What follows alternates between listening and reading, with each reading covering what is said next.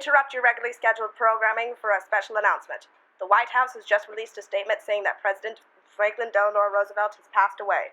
At 4:15 p.m. today, the president died while vacationing at his cottage in Warm Springs, Georgia. More details to come. You know, Aunt Jemima, your pancakes make the whole family happy. I know they do. So look, Moms of America, ask today for a box of Aunt Jemima's pancake mix.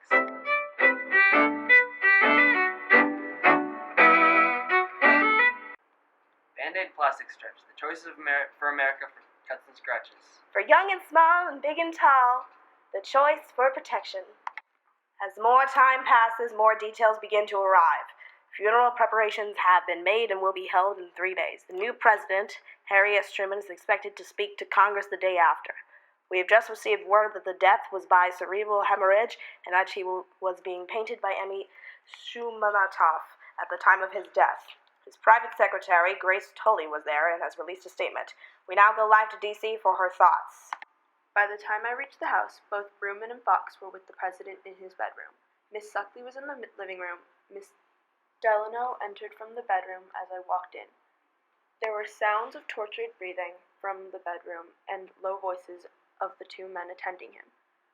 Miss Delano and Miss Suckley looked shocked and frightened.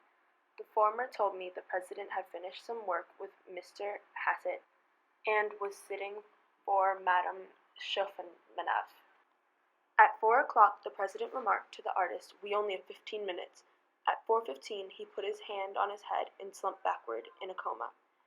Prettyman and the Filipino houseboy had carried him from his chair to his bedroom.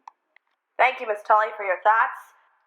The president was 63 when he died, and has been said at Truman's inauguration that his cabinet will remain in office at Truman's request. We have an update about Roosevelt's funeral. A public service will be held tomorrow afternoon, while a private one will be held days later. More details to come. In related news, we now know that while the president was dying, the Allied forces were beginning to storm Berlin in Japan. We'll be right back after these messages. Today's a nice day to buy a Coke. What's more American than a bottle of Coke? When the weather's hot and steamy, choose something that's streamy. Buy a bottle of Coca-Cola today.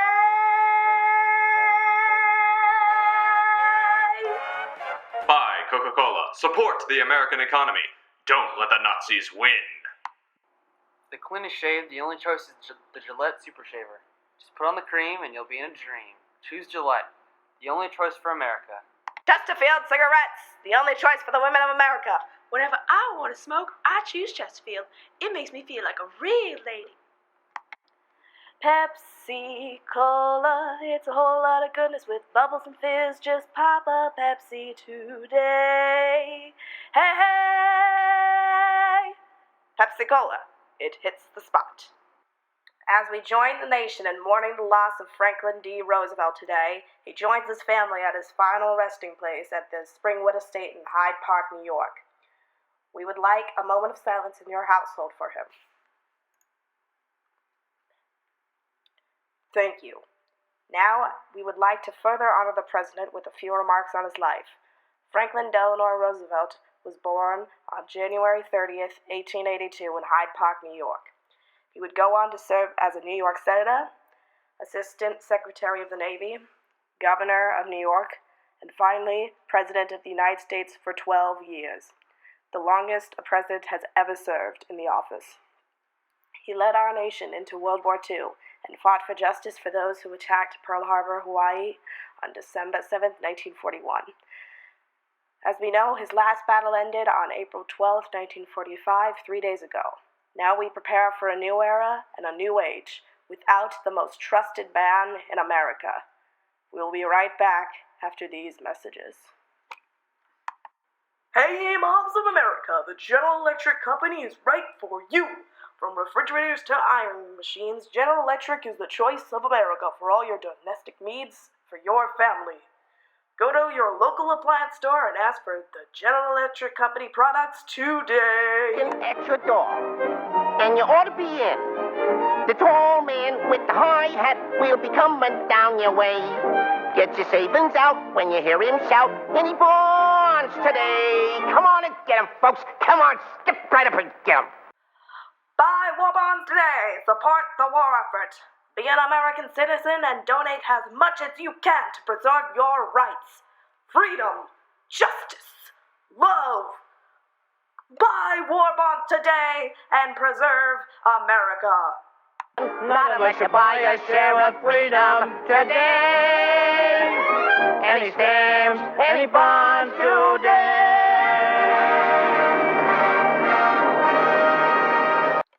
Quaker Puffwheat, a mother-approved way to start the day, with all the necessary vitamins to get off to a great start. Choose Quaker Puffwheat. What a way to start your day. And we're back. We're going straight to D.C. for a quote from Harry Truman. Here he is live. It is with a heavy heart that I stand before you, my friends and colleagues, in the Congress of the United States. Only yesterday we laid to rest the mortal remains of our beloved president, Franklin Delano Roosevelt. At times like this, words are inadequate. The most eloquent tribute would be a reverent silence. Yet in this decisive hour, when world events are moving so rapidly, our silence might be misunderstood and might give comfort to our enemies. In His infinite wisdom, Almighty God had seen fit to take from us a great man who loved and was beloved by all humanity. No man could possibly fill the tremendous void left by the passing of that noble soul. No words can ease the aching heart of untold millions of every race, creed, and color. The world knows it has lost a heroic champion of justice and freedom. Tragic fate has thrust upon us grave responsibilities. We must carry on. Our departed leader never looked backwards. He looked forward and moved forward. That is what he would want us to do. That is what America will do. So much blood has already been shed for the ideals which we cherish, and for which Franklin Delano Roosevelt lived and died, that we dare not permit even a momentary pause in the hard fight for victory. Today, the entire world is looking to America for enlightened leadership, peace, and progress. Such a leadership requires vision, courage, tolerance. It can be provided only by a united nation, deeply devoted to the highest ideals. With great humility, I call upon all Americans to help me keep our nation united in defense of those ideals. With all my strength and all my heart.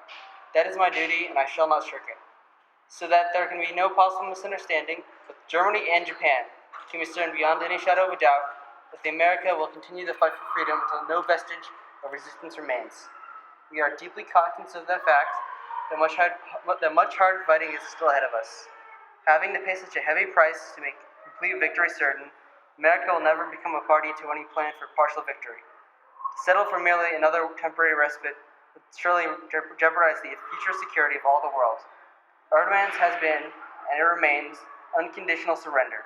We will not traffic with the breakers of the peace on the terms of the peace. The responsibility for the making of the peace, and it is a very great responsibility, must rest with the defenders of the peace. We are not unconscious of the dictates of humanity. We do not wish to see unnecessary or unjustified suffering. The laws of God and of no man have been violated, and the guilty must not go unpunished. Nothing shall shake our determination to punish the war criminals, even though we must pursue them to the ends of the earth. And we're back live. Thank you, Mr. Truman, for your wonderful speech. Live at Congress. Thank you, ladies and gentlemen. We now return to your regularly scheduled programming.